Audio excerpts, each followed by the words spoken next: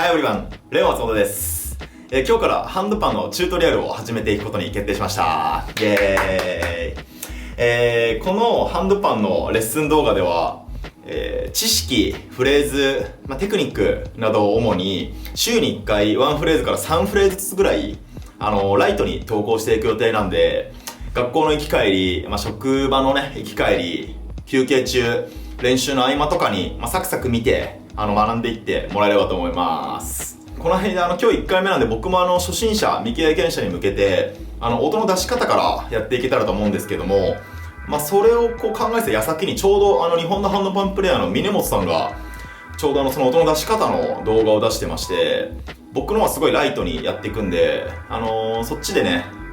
しっかり学びたい方は見て学んでいってもらえたらいいんじゃないかなと思います。峰本さんも言ってたように、僕も僕なりの出し方なんで、いろんな視点から見て学んでいってもらえたらいいんじゃないかなと思います。で、今日その音の出し方に行く前に皆さん想像力の力って信じてますか？僕はすごい想像とか空想、妄想もめっちゃ好きでよくしてるんですけど、ハリーポッターの作家で有名なJK ローリングさんとかも、想像とは存在しないものを想像して新たな発明や革新を生むって言ってらっしゃったりとか、あと皆さんがよくご存知の名言で、人間が想像できるものは人間が実現できる。これフランスの作家のジェール・ヴェルヌさんっていう方が言ってるんですけども、人間はきっともともと想像してそれを行動に起こすことによっていろんな物事、今自分らが見ている建物だったりとか、もうすごい偉大な音楽、アート、科学などができてきたんじゃないかなって僕は思ってるんですけど、ハンドパンの、技術の発展も一緒で、その自分がこういうことをしたい、こうなったらいいな、こういう音を得たらいいな、こういうテクニックができるようになったらいいな、誰々みたいにこうなったらいいなっていう想像をまず思いっきり膨らましてから練習することで、練習の効率って約倍速になるんですよね。で、僕結構練習地味練とかがすごい好きで、家でもうシコシコやってるんですけど、雨の日とかね、ちょっとやっぱ気持ちが落ちてる時ってあるじゃないですか。ああいう時とか僕もやっぱり練習はかどんなかったり、あんま気持ちが乗らなかったりするんですけど、そのままずっと落ちてても仕方ないんで、とりあえずその自分がそういう時は一回止まって、なりたい、こういう風なテクニックができるようになりたいっていうのをもう一回想像し直して、そこですごい喜んでる自分も想像して、でそこに向かって走る。やっぱもうこればっかなんですけど、そうすることでね、やっぱ同じ時間どうせやるんだったらポジティブな思考でこうなったら嬉しいっていう気持ちをもとにやっていくのと、落ちながらやってるのではやっぱこの進み方が全然変わってくるんで、ハンドパンの練習、ハンドパン以外にも練習される方何かあったら、やっぱその実現した時の自分を想像したりとか、出したいものを想像して練習していってもらえたら、効率よくできるんじゃないかなと思います。というのもきっとこの動画を見てもらってるってことは、今の自分よりさらに前に発展したいって思ってるんで、その発展できるかできないかも結局これはきっかけにしか過ぎずに自分次第なんで、そういうところはね、ちょっと意識するだけで変わってくると思うんで、そんなのとかも取り入れてやってもらえたらいいんじゃないでしょうか。そしたら今日は音の出し方なんですけど、音の出し方において3つ、大きいポイントを言いたいと思います。1つ目が、綺麗なやっぱ音が出てるイメージをすること。で、2つ目が手首と指の跳ねる感覚。で、3つ目が、肘、手首、指の弛緩ですね。で、この2つ目と3つ目、跳ねる感覚と弛緩なんですけど、手首をブラブラしてもらって、で、このブラブラでそのまま叩くっていうところから始めると何かとやりやすいんじゃないかなと思います。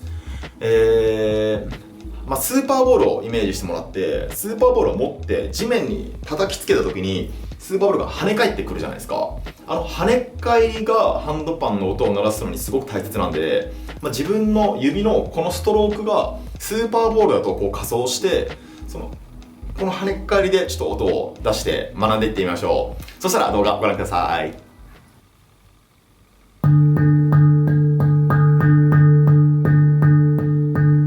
まず手をブラブラしてリングを叩いてみましょう。リングは比較的音が鳴りやすいんで、これでちょっと音が鳴るっていう感覚をつかんでもらって、なんとなくなったらそのままの感覚でトーンフィールドを叩いてみましょう。叩く場所は、このトーンフィールドディンプルって言うんですけど、僕はなんか分かりやすくアボカドって言ってるんですけど、アボカドの種の周りが僕個人的なスイートスポット、音が鳴りやすくて綺麗に音が鳴る場所だと思ってるんで、この辺にちょっとね、人差し指から先ぐらい引っかかる感じ、この平面と指の距離が平行になるようにして手ブラブラしながらこ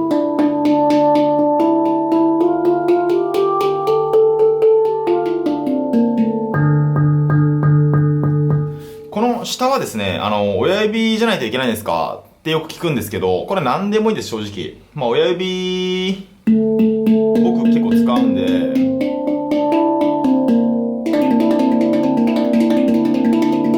時にね、親指だと早く動けるっていうところと、僕の手癖的なところで親指使ってるんですけど、これ正直何でもいいんですけど、叩きやすい指で叩くのが一番いいと思います。